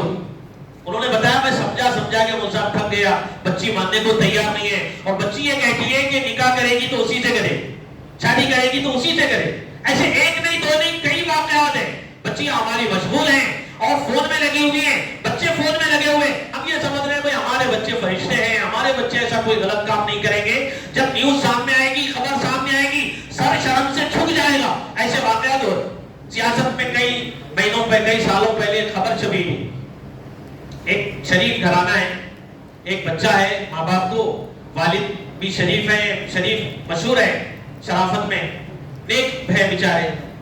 رات کے 2 بجے گھر میں وہ سو رہے, رات کے 2 بجے پولیس گھر پہ آ گئی. پریشان, دروازہ دستک دیا, کس نے دیا, کھولا, دیکھا تو پولیس ہے. پوچھا بھائی کیا ہوا, تو بچے کا نام بتایا, فوٹو بتایا, اور بتایا کہ بھائی یہ بچہ, اس کو ہم لینے کے لیے آئے. تو انہوں نے کہا بھائی میرا بچہ تو شریف ہے, ایسا کوئی حرکت کر ہی نہیں سکتا, اس نے کیا کیا؟ تو انہوں نے بتایا کہ اس بچے کے کینیڈا کی ایک بچی سے تعلقات ہو گئے ہیں, چیٹنگ کرتا ہے, بات چیت کرتا ہے, ایک دوسرے کو تصویریں یہ لوگ بھیج لیتے ہیں, دونوں میں وعدے ہو گئے, معاہدے ہو گئے ہیں, اور شادی تک کی نوبت آ گئی ہے. اور وہ بچی وہاں سے گھر کا پورا پیسہ زیور لے کے نکل گئی ہے, ایئرپورٹ پہ اس کو پکڑ لیا گیا ہے. وہاں کی پولیس نے ہم سے ربط کیا ہے اور ہم کو یہاں پہ بھیجا ہے, آپ کے بچے سے ہم کو ملنا ضروری ہے. باپ کے پیروں تلے زمین کھسک گئی. ہم یہ سمجھ رہے ہیں بچے ہمارے شریف ہے. یہ ایڈوانس دور میں, جبکہ ٹیکنالوجی اتنی ایڈوانس ہو چکی ہے, سب کو پتا ہے, ایسے دور میں ہم بچے کے ہاتھ میں فون دے کے ہم یہ سمجھ رہے ہیں بچہ ہمارا فرشتہ ہے, بچہ ہمارا نیک ہے, بچہ ہمارا دیندار ہے. تو میرے دوستوں یہ بہت بڑی غلط فہمی میں, بہت بڑی غلط فہمی میں. تو یہ ہو رہا ہے ہمارے اپنے معاشرے میں. ہماری ذمہ داری کیا بنتی ہے؟ ہماری ذمہ داری یہ بنتی ہے کہ بچوں کی ہم صحیح تربیت کریں, ان کے دلوں میں خوف خدا پیدا کریں, اللہ کا ڈر ان کے دلوں میں بٹھائے, بچوں کے بھی بچیوں کے بھی. صحابہ کے واقعات ان کو سنائے جائے, صحابیات کے واقعات ان کو سنائے جائے, اولیاء کرام کی سیرت ان کے سامنے رکھی جائے, بزرگوں کے واقعات ان کو سنائے جائے, اور ان کی تربیت کی جائے. بار بار ان کے سامنے دینی مجلسوں میں ان کو لایا جائے, اللہ والوں کی صحبت میں ان کو لایا جائے, بزرگان دین کی صحبت میں ان کو بٹھایا جائے. چونکہ نگاہ مرد مومن سے بدل جاتی ہے تقدیریں, علامہ اقبال کہہ گئے ہیں. بزرگوں کی صحبت وہ ان کو دیندار بنائے گی, کبھی نہ کبھی وہ سدھریں گے, ان کی زندگی میں تبدیلی آئے گی, ان کی زندگی میں انقلاب آئے گا, وہ اللہ سے ڈرنے والے بنیں گے, خوف خدا ان کی زندگیوں میں آئے گا, تقویٰ اور پرہیزگاری ان کی زندگیوں میں آئے گی, خوف اور خشیت ان کے دل میں آئے گا. بزرگوں کی صحبت میں لانا ضروری, کیونکہ اللہ کے نبی نے ارشاد فرمایا یہ ایسے لوگ ہیں لا یشقی جلیسہم, ان کی صحبت میں بیٹھنے والا کبھی بدبخت نہیں ہو سکتا, نیک بخت ہوگا, یعنی اس کا خاتمہ ایمان پہ ہو, ایمان پہ خاتمے کی گارنٹی ہے. اسی وجہ سے کہا گیا ایک گھڑی کی صحبت 100 سالہ بیریا عبادت سے افضل ہے. چونکہ 100 سالہ بیریا عبادت بھی ہے تو خاتمہ اس ایمان پہ ہوگا, اس کی کوئی گارنٹی نہیں. یہاں پہ گارنٹی اللہ کے نبی کہہ رہے ہیں یہ ایسے لوگ ہیں ان کے پاس بیٹھنے والا کبھی بدبخت نہیں ہو سکتا. بزرگوں کی صحبت میں لانا ضروری ہے. بزرگوں کی صحبت میں صحیح نیت کے ساتھ, اخلاص کے ساتھ, سچی طلب اور سچے جذبے کے ساتھ آئیں گے تو فائدہ نہیں ہونے کا سوال ہی نہیں, فائدہ نہیں ہونے کا سوال ہی نہیں. ہمارے بزرگوں نے ایک عجیب واقعہ لکھا کہ ایک بہت بڑا ڈاکو تھا, ڈاکہ ڈالا کرتا تھا, بوڑھا ہو گیا, کمزور ہو گیا, تو اس نے سوچا بھائی اب کمانے کا کچھ تو ذریعہ ہونا چاہیے, اب میں بوڑھا ہو گیا ہوں, کروں تو کیا کروں. تو اس نے سوچا کہ بھائی دوسرے طریقے سے ڈاکہ ڈالے. اس نے اپنا جبہ قبہ بدل لیا, جبہ پہن لیا اور پگڑی پہن لی, اور لباس اپنا صلحہ جیسا بنا لیا, اولیاء جیسا بنا لیا, اللہ والوں جیسا لباس اس نے اپنا اختیار کر لیا, اور ایک مسجد میں جا کے بیٹھ گیا, تسبیح لے کے بیٹھ گیا, صبح سے شام تک عبادت میں رہتا, یہاں تک کہ لوگوں میں اس کی عبادت کے چرچے ہونے لگے. بھئی ایک نئے بزرگ آ گئے ہیں, ہمیشہ عبادت میں رہتے ہیں, کسی سے بات چیت نہیں کرتے, کسی سے ان کا کوئی تعلق نہیں, دنیا سے ان کو کوئی لینا دینا نہیں, دنیا سے کوئی ان کو مطلب ہی نہیں ہے, مسجد میں ہے, عبادت میں ہے, ذکر میں ہے, تلاوت میں ہے, کبھی رکوع میں ہے, کبھی سجدے میں ہے, بڑے اللہ والے ہیں, ان سے ملنا چاہیے، ان کے پاس جانا چاہیے. تو دو مرید ان کی خدمت میں آئے، دو مرید ان کی خدمت میں آئے، ان سے بیعت ہونے کے لیے، اور آ کے بیعت بھی ہو گئے. اس کے بعد انہوں نے بزرگوں کی کتابوں میں کچھ دیکھ کے وظیفے بھی بتا دیے، اور پورے اخلاص کے ساتھ، طلب کے ساتھ وہ آئے اور وظیفوں میں لگ گئے، عبادت میں لگ گئے، سچی پکی توبہ کر کے وہ آئے، پوری سچی طلب کے ساتھ میں آئے. اب عبادت میں لگے ایسا لگے کہ اللہ رب العزت نے ان کی عبادتوں کو قبول کر لیا اور ان کو ولایت کے نہایت ہی اونچے مقام پہ پہنچا دیا. بڑے اللہ والے بن گئے، اللہ کے چہیتے بندے بن گئے، محبوب بندے بن گئے. اس کے بعد ان کے ذہن میں خیال آیا کہ بھئی ہم جس شیخ کی وجہ سے اس مقام پہ پہنچے ہیں، ہم کو چاہیے کہ ہم اپنے شیخ کا مرتبہ کیا ہے ذرا دیکھیں. دونوں مراقبے میں چلے گئے دیکھنے کے لیے کہ ہمارے شیخ کا مقام کیا ہے، شیخ کا مرتبہ کیا ہے. دونوں مراقبے میں ہیں، پوری کوشش کر رہے ہیں، کہیں بھی ان کا مقام کچھ بھی دکھائی نہیں دے رہا. پوری تلاش و جستجو کے باوجود کوئی مقام ہی نہیں دکھ رہا. تو اس کے بعد وہ شرمندہ ہوئے. انہوں نے کہا بھئی ہم سے اتنی بڑی گستاخی ہوئی، اتنی بڑی بدتمیزی ہوئی، شیخ کی شان میں ہم نے گستاخی کی، ان کا مقام جاننے کی کوشش کی، حالانکہ ان کا مقام ایسا ہے کہ ہم اس تک پہنچ بھی نہیں پا رہے، اتنا اونچا مقام ہے. اب اس کے بعد گھبرا کے، شرمندہ ہو کے، پشیماں ہو کے آئے. کہاں آئے؟ شیخ کے پاس میں آئے. آگے کا حضرت معافی چاہتے ہیں، گستاخی ہو گئی ہے، بدتمیزی ہو گئی ہے. مجھے بھئی کیا ہوا؟ تو کہا بھئی ہم آپ کا مقام تلاش کر رہے تھے کہ بھئی آپ ولایت کے کون سے مقام پہ ہیں دیکھیں. ہم پوری کوشش کے باوجود آپ کے مقام تک نہیں پہنچے، یہ گستاخی ہوئی، اس پہ ہم آپ سے معافی مانگنا چاہتے ہیں، بدتمیزی ہو گئی، ہم نے آپ کی شان میں گستاخی کی، معاف کر دیجیے. تو وہ بیچارہ رونے لگا، اس کی آنکھوں سے آنسو آ گئے. اس نے کہا کہ بھئی میں کوئی شیخ نہیں، کوئی اللہ والا نہیں، میں تو ایک دنیا کا طالب ہوں. دنیا کی محبت میں، دنیا کی لالچ میں میں اس بھیس میں آ گیا تھا کہ میں بوڑھا ہو گیا، اب کما نہیں سکتا، تو اس لائن سے میں کماؤں گا، یہ سوچ کے میں آ گیا، جبہ پہن کے، پگڑی باندھ کے، اور یہ میں نے جو بھی کیا وہ بس عبادت کا ایک ڈھونگ میں نے رچایا تھا. بس وہ رونے لگا. تم سچے طالب تھے، ہو سکتا تمہاری سچی طلب کی وجہ سے اللہ تعالیٰ نے تم کو اس مقام پہ پہنچا دیا. وہ مریدوں کو شرمندگی ہوئی، انہوں نے اللہ سے مانگنا شروع کیا کہ اللہ جس کی وجہ سے ہم اس مقام پہ پہنچے ہیں وہ محروم رہ جائے، ایسے کیسے ہو سکتا ہے؟ آپ کے خزانے میں کوئی کمی نہیں، ہمارے شیخ کو بھی نواز دیجئے، ان کو بھی ولایت کا مقام دے دیجئے. مانگنے لگے، دعا کرنے لگے. اللہ تعالیٰ نے ان کی دعا کو قبول کیا، وہ بھی ولایت کے اونچے مقام پہ پہنچے. سچی طلب لے کے آئے تھے، سچی طلب لے کے اللہ والوں کی خدمت میں آئیں گے، فائدہ نہیں پہنچنے کا سوال ہی نہیں، ضرور فائدہ پہنچے. تو ایک ذمہ داری میرے دوستو ہماری یہ ہے کہ اللہ والوں کی زبان سے جو بات نکلتی ہے وہ دل سے نکلتی ہے، دل سے جو بات نکلتی ہے وہ اثر رکھتی ہے. اس وجہ سے ہمارے اپنے بچوں کو بزرگوں کی خدمت میں لے جانا ضروری ہے، ہماری اپنی بچیوں کو دینی محفلوں میں، دینی مجلسوں میں لے جانا ضروری ہے. اس سوشل میڈیا کے ذریعے الحاد آ رہا، ارتداد آ رہا، کتنی ایسی بچیاں ہیں جو مرتد ہو رہی. ایک صاحب نے اپنی بچی کو پڑھایا، قابل بنایا، بیرون ملک کو بھیج دیا. وہاں جانے کے بعد چند مہینوں کے بعد بچی کا ایک میسج آیا کہ آپ نے پڑھایا، آپ کا ہم شکریہ ادا کرتے ہیں، آپ نے قابل بنایا، آپ کا ہم شکریہ ادا کرتے ہیں، لیکن یہاں پہ غیر مسلم بچے سے میرا تعلق ہو گیا ہے، میں اسی سے شادی کرنا چاہتی ہوں، اسی کے ساتھ باقی زندگی بتانا چاہتی ہوں. آپ نے مجھے پڑھایا، آپ کا شکریہ ادا کرتی ہوں، بس شکریہ ادا کرنے کے لیے، اطلاع دینے کے لیے میسج میں بھیجا. اب میں وہاں پہ آ نہیں سکتی، باقی زندگی اس کے ساتھ گزاروں. باپ کے پیروں تلے زمین کھسک گئی. انگریزی کے جنون میں ہم یہ دیکھ ہی نہیں رہے کہ کیا کر رہے ہیں، کہاں بھیج رہے ہیں. جہاں پہ مخلوق تعلیم ہوتی ہے وہاں پہ بچوں کو بھیج رہے ہیں، بچیوں کو بھیج رہے ہیں، جس کے نتیجے میں بگاڑ ہو رہا. ہر ایک کے ہاتھ میں فون ہے، ہر ایک سوشل میڈیا کا استعمال کر رہا ہے. اس کے نتیجے میں میرے دوستوں یہ ساری چیزیں ہو رہی ہیں. مقصد سے ہم غافل ہو گئے، عبادت سے غافل ہو گئے، نمازوں سے غافل ہو گئے، تلاوت سے غافل ہو گئے، ذکر و اذکار سے غافل ہو گئے، اور لگ گئے فون میں، فون بینی میں، موبائل بینی میں، سوشل میڈیا کے استعمال میں، اور زندگی کے مقصد کو بھول کے گندی تصویریں، گندی ویڈیو ایسی میرے دوستوں کہ اللہ سے ڈرنا ہم کو چاہیے، شرم کرنا چاہیے. ایک بزرگ قبرستان جاتے تھے، ان کا معمول تھا، قبرستان کے ایک قبر کے پاس میں بیٹھ گئے، سو گئے، نیند لگ گئی. نیند میں انہوں نے آوازیں سنی کہ بھئی کوئی کہہ رہا ہے کہ اس کو پکڑو، زنجیروں میں اس کو جکڑو، اس کے پیچھے کے مقام سے زنجیریں داخل کر کے کھینچو، اس کو مضبوطی سے باندھو اور اس کو سزا دو. وہ چیخ رہا تھا، چلا رہا تھا، وہ یہ کہہ رہا تھا کیا میں نماز نہیں پڑھتا تھا، کیا میں روزہ نہیں رکھتا تھا، کیا میں حج میں نے نہیں کیا تھا، کیا میں زکات نہیں دیتا تھا، یہ سزا مجھے کیوں مل رہی ہے؟ تو آواز آئی اور اس کو بتایا گیا اس وجہ وجہ سے مل رہی ہیں کہ تو نمازی تھا، زکات دیتا تھا، حج ادا کرتا تھا، سب کچھ کرتا تھا، لیکن جب تنہائی میں جاتا تھا تو ہم سے حیا نہیں کرتا تھا، تنہائی میں جا کے گناہوں میں مبتلا ہو جاتا.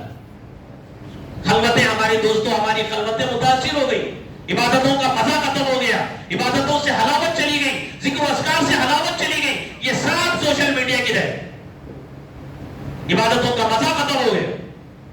تو یہ ہماری ذمہ داری بنتی ہے کہ ہم اپنے بچوں کی دینی تربیت کریں، بچوں کے بارے میں چوکنا رہیں اور بچوں کو دین پہ لانے کی پوری فکر اور پوری کوشش کریں. وہ تو بیچارے معصوم ہیں، ان کو کچھ پتہ ہی نہیں. چھوٹا بچہ ہے، اتنا بچہ، اس کے ہاتھ میں فون دے دیا صبح سے شام تک. ابھی میں ایک سفر میں تھا چند مہینے پہلے، مکے سے مدینہ جا رہے ہیں شاید، ساتھ میں ایک چھوٹا سا بچہ تھا. جہاں بھی جاتے تھے وہ بچے کے ہاتھ میں فون رہتا تھا. فون کھینچتا رونا شروع کرتا تھا، چیختا تھا، چلاتا تھا، دیواروں سے ڈچے مارتا تھا. او فون اٹھا کے دے دیتے.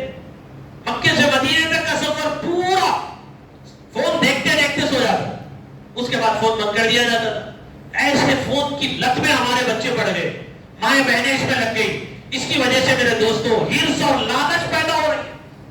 سیریلوں میں، فلموں میں گھر دیکھ رہے ہیں، مکان دیکھ رہے ہیں، ناشکری کا جذبہ پیدا ہو. ارے ہمارا مکان تو اتنا ہی ہے، 100 گز کا ہے، یہ مکان دیکھو کتنا بہترین ہے، اس میں سوئمنگ پول ہے، اس میں محل ہے، یہ ایسا ہے، اس میں قالین ہے، اس کے پردے دیکھو. اب اس کی رنگ رلیوں میں یہ لالچ اور ہرس میں مبتلا ہو. کپڑے دیکھ رہے ہیں عورتیں. وہی ایک صاحب نے بتایا، 2 لوگوں نے بتایا بلکہ، وہ صاحب ہماری بیوی بول رہی فلاں جو سیریل آیا اس سیریل میں ہیرونی نے جو لباس پہنا تھا وہ لباس عید میں اس کو سلانا، اور وہ جو لباس جو ہے 5-6 ہزار میں مل رہا ہے، اور میری تنخواہ مشکل سے مہینے کو 10-12 ہزار میں کماتا ہوں، 5-6 ہزار کا جوڑا کہاں سے دلاؤں. یہ سوشل میڈیا کی طرح دیکھنے کی وجہ سے کیا ہو رہا؟ لالچ پیدا ہو رہی، ہرس پیدا ہو رہی کہ بھائی میں بھی ایسا. ناشکری کے جذبات پیدا ہو رہے، جبکہ اللہ تعالیٰ کہہ رہے لئن شکرتم لأزیدنکم، شکریہ ادا کرو گے تو نعمتوں میں اضافہ ہوگا، ناشکری کرو گے تو نعمت چھین لی جائے. شیخ سعدی رحمت اللہ علیہ جا رہے ہیں، پیروں میں چپل نہیں ہے، دھوپ کا وقت ہے، پیر جل رہے ہیں، دل میں انہوں نے یہ کہہ لیا اللہ آپ کے فرما برداروں کے ساتھ آپ کا یہ حال ہے، پہننے کو چپل نہیں ہے. تھوڑی دور گئے تو دیکھا کہ ایک بندہ گھٹنوں سے پیر اس کے کٹے ہوئے ہیں، سرینوں کے بل گھسیٹتا ہوا چل رہا ہے. فوری شیخ سعدی کو تنبہ ہوا، وہ سجدے میں گر گئے اور کہا کہ اللہ مجھے چپل نہیں تو کیا پیر تو آپ نے دیے ہیں، اس کو تو دونوں پیر بھی نہیں ہے.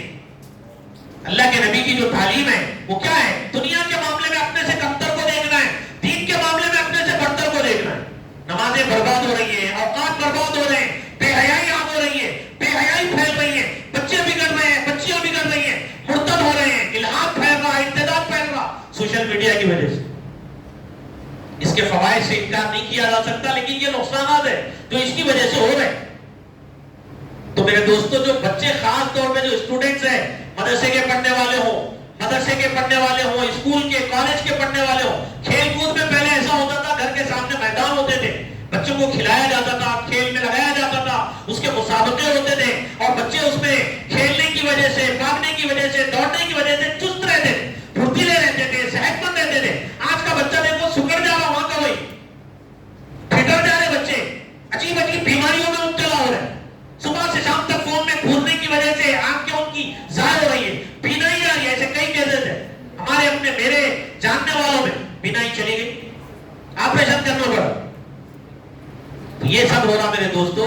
اس وجہ سے ہماری ذمہ داری بنتی ہے ان مجلسوں کو غنیمت سمجھے. یہ جو مجلس ہوتی ہے اصلاح معاشرہ کے عنوان سے بزرگوں کو جو بلایا جاتا ہے، جہاں بھی کوئی اللہ والے ہوں ان کی خدمت میں ہم اپنے بچوں کو لے جائیں، اپنی بچیوں کو لے جائیں، گھر کی عورتوں کو لے جائیں، دین ان کو سکھائیں اور بیانات ان کو اللہ والوں کے سنائیں. وہ سنیں گے. قرآن کریم کہتا ہے وَذَكِّرْ فَإِنَّ الذِّكْرَ تَنفَعُ الْمُؤْمِنِينَ، نصیحت ایمان والوں کو فائدہ پہنچاتی ہے. تو دین کی باتیں اللہ والوں کی زبان سے جب نکلے گی وہ اثر کیے بغیر نہیں رہے گی، اس کا ضرور فائدہ ہو، ضرور فائدہ ہو.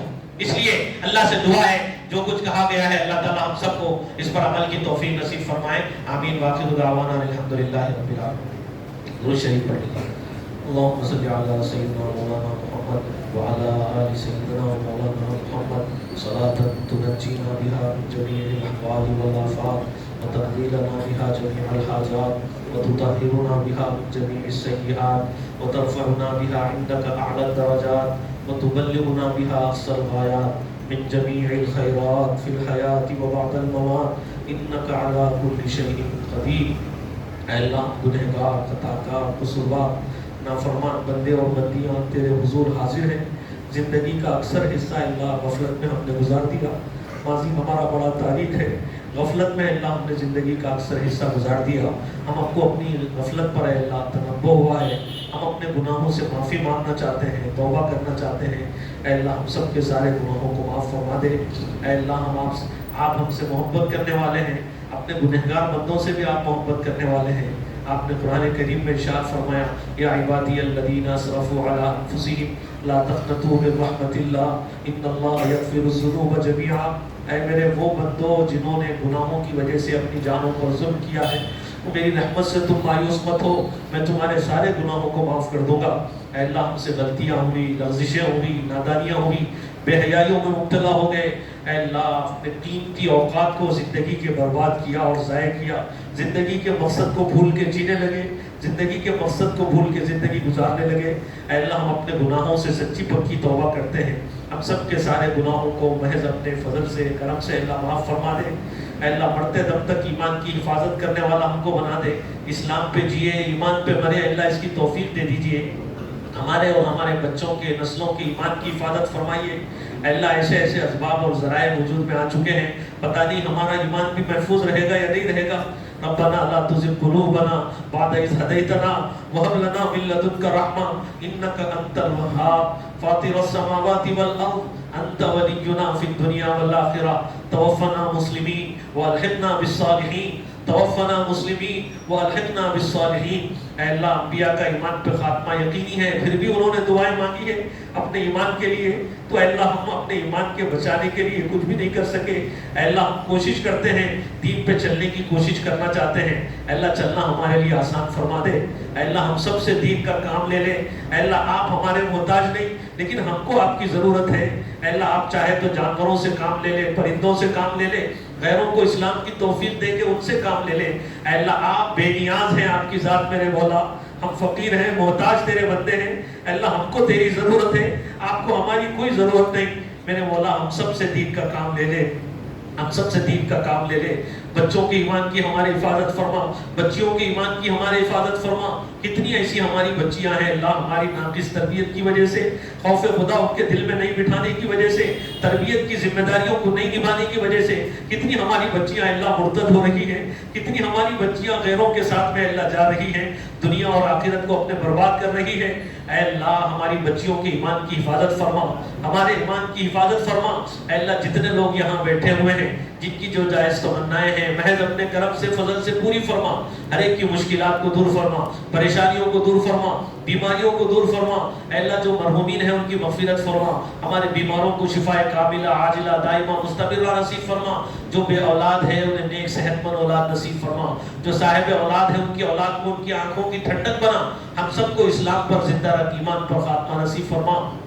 اے اللہ جن کے گھر میں لڑکیاں بن بیاہی بیٹھی ہوئی ہیں ان کے لیے مناسب رشتوں اور جوڑوں کا بندوبست فرما۔ اے اللہ ہمارے یہاں ملنے بیٹھنے کو قبول فرما۔ اے اللہ کسی مجلس میں بیٹھے تیرا ذکر نہ کریں تو مجلس ہمارے حق میں اللہ کل قیامت کے دن وبال بنے گی۔ اے اللہ اوقات کی صحیح معنی میں حفاظت کرنے کی ہم سب کو توفیق نصیب فرما۔ اے اللہ زندگی کے مقصد کو سمجھنے کی توفیق نصیب فرما، تیری عبادت میں اطاعت میں زندگی گزارنے کی توفیق نصیب فرما۔ اے اللہ جو کچھ کہنے میں اللہ جو کچھ کوتاہی ہوئی کمی ہوئی محض اپنے کرم سے فضل سے معاف فرما۔ اے اللہ جو کچھ کہا گیا اس پر عمل کی توفیق نصیب فرما۔ اے اللہ مجھے بھی اور اے اللہ جتنے سننے والے ہیں سب کو بھی اے اللہ سوشل میڈیا کے اے اللہ مضر اثرات سے نقصانات سے اللہ بچنے کی توفیق نصیب فرما۔ اے اللہ جو مانگا گیا ہے عطا فرما، جو مانگنے سے رہ گیا ہے وہ بھی عطا فرما۔ سبحان ربک رب العزت عما یصفون وسلام علی المرسلین والحمد للہ رب العالمین۔